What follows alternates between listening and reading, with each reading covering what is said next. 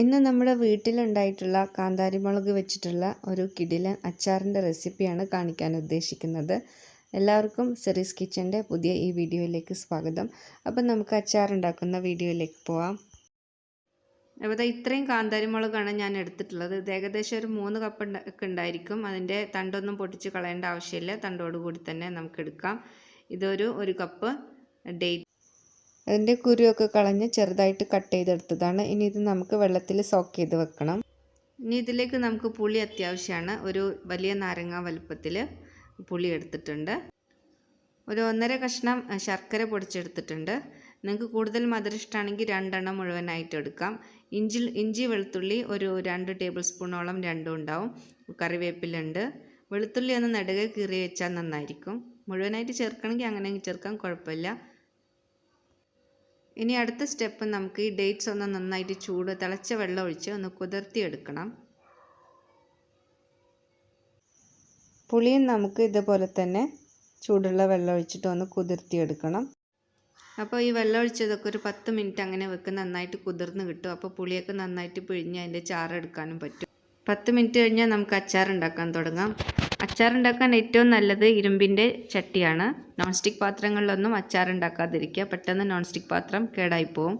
അപ്പോൾ ഞാൻ ഇരുമ്പിൻ്റെ ചട്ടിയാണ് എടുത്തിട്ടുള്ളത്. അതിലേക്ക് ഞാൻ എണ്ണയാണ് ഒഴിച്ചിട്ടുള്ളത്, വെളിച്ചെണ്ണയല്ല, നല്ലെണ്ണയാണ് വേണ്ടത് നമുക്ക് അച്ചാർ ഉണ്ടാക്കാൻ എപ്പോഴും നല്ലത് നല്ലെണ്ണയാണ്. അപ്പോൾ നല്ലെണ്ണയിലേക്ക് ഞാൻ മുളകിട്ട് കൊടുത്തിട്ടുണ്ട്. മുളക് എണ്ണയിൽ കിടന്ന് നന്നായിട്ട് പൊട്ടി വരണം. മുളക് ചൂടാവുന്നതിനനുസരിച്ച് നന്നായിട്ട് പൊട്ടിത്തെറിക്കും, അത് ശ്രദ്ധിക്കുക. മൂടി വെച്ചാൽ മതി പൊട്ടിത്തെറിക്കുമ്പോൾ. മുളകെല്ലാം നന്നായിട്ട് പൊട്ടി ഒന്ന് വെന്ത് കിട്ടിയിട്ടുണ്ട്. ഇനി നമുക്കിത് ഈ എണ്ണയിൽ നിന്ന് കോരി വെക്കാം. മുളകെല്ലാം കോരി എടുത്തു കഴിഞ്ഞാൽ ഈ സെയിം എണ്ണയിൽ നമുക്ക് കടുക് പൊട്ടിച്ചെടുക്കണം. 1 ടേബിൾ സ്പൂൺ കടുക് ചേർത്ത് കൊടുക്കുന്നുണ്ട്. കടുക് പൊട്ടിക്കഴിഞ്ഞാൽ നമുക്കതിലേക്ക് ഇഞ്ചി ചേർത്ത് കൊടുക്കാം. ഇഞ്ചി നന്നായിട്ട് മൂത്തതിന് ശേഷം മാത്രമേ നമ്മൾ വെളുത്തുള്ളി ചേർത്ത് കൊടുക്കുന്നുള്ളൂ. അപ്പോൾ ഇഞ്ചി മൂത്തിട്ടുണ്ട്, നമുക്ക് വെളുത്തുള്ളി ചേർത്ത് കൊടുക്കാം. വെളുത്തുള്ളി ചേർത്ത് ഒന്ന് വഴറ്റിയതിന് ശേഷം നമുക്ക് കറിവേപ്പിലയും കൂടി ചേർത്ത് കൊടുക്കാം. വെളുത്തുള്ളി നന്നായിട്ട് പാകമായി കഴിഞ്ഞാൽ നമുക്ക് പൊടികൾ ചേർത്ത് കൊടുക്കാം.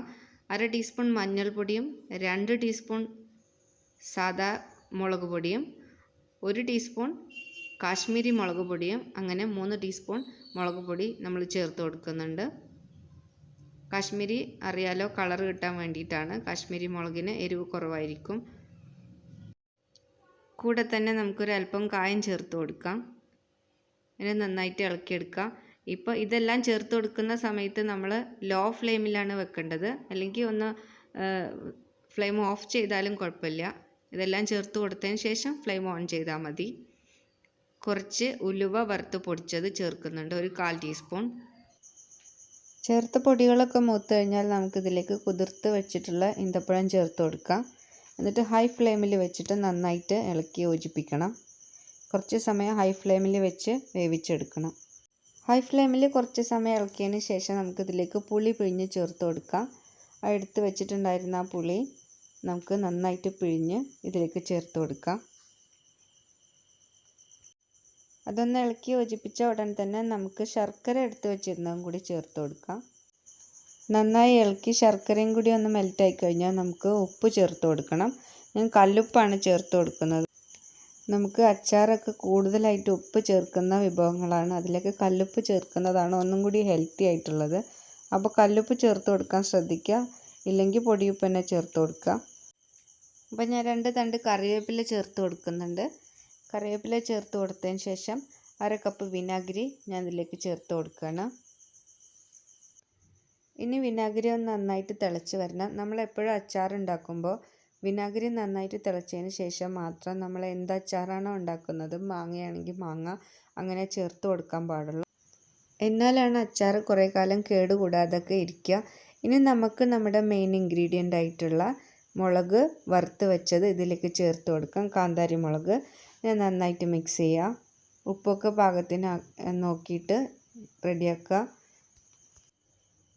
ഈ കാന്താരി മുളക് പൊതുവെ എരിവ് കുറവാണ്. ഇതുപോലെ വെളുത്ത കാന്താരി മുളകിന് വലിയ എരിവ് ഉണ്ടാവില്ല, നമുക്ക് കഴിക്കാൻ പാകത്തിനുള്ള എരിവ് മാത്രമേ ഉണ്ടാവുള്ളൂ. ഇനി അവസാനമായിട്ട് ഞാൻ കുറച്ച് കായപ്പൊടിയും കുറച്ച് 1/4 ടീസ്പൂൺ വറുത്ത ഉലുവാപ്പൊടിയും ചേർത്ത് കൊടുക്കുന്നുണ്ട്. ഇത് രണ്ടും നേരത്തെ നമ്മൾ കുറച്ച് ചേർത്തതാണ്. അപ്പോൾ അവസാനമായിട്ട് ഒന്നും കൂടി ചേർത്ത് കൊടുക്കുകയാണ്.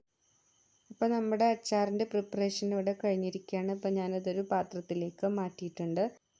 കാന്താരി മുളക് വീട്ടിലുള്ളവരൊക്കെ ഈ അച്ചാറൊന്ന് ട്രൈ ചെയ്ത് നോക്കുക. ഭയങ്കര ടേസ്റ്റാണ്. നിങ്ങൾ എൻ്റെ ഈ ചാനൽ സബ്സ്ക്രൈബ് ചെയ്തിട്ടില്ലെങ്കിൽ ദയവായിട്ട് സബ്സ്ക്രൈബ് ചെയ്യുന്ന കാര്യം ഒന്ന് പരിഗണിക്കണം. എൻ്റെ പുതിയ വീഡിയോസിൻ്റെയൊക്കെ നോട്ടിഫിക്കേഷൻ കിട്ടാൻ വേണ്ടിയിട്ട് ബെല്ലൈക്കണം ഓളും ഒക്കെ എനേബിൾ ചെയ്ത് വെക്കണം. അപ്പോൾ നമുക്ക് പുതിയ വീഡിയോ ആയിട്ട് വീണ്ടും കാണാം. Thank you for watching. By.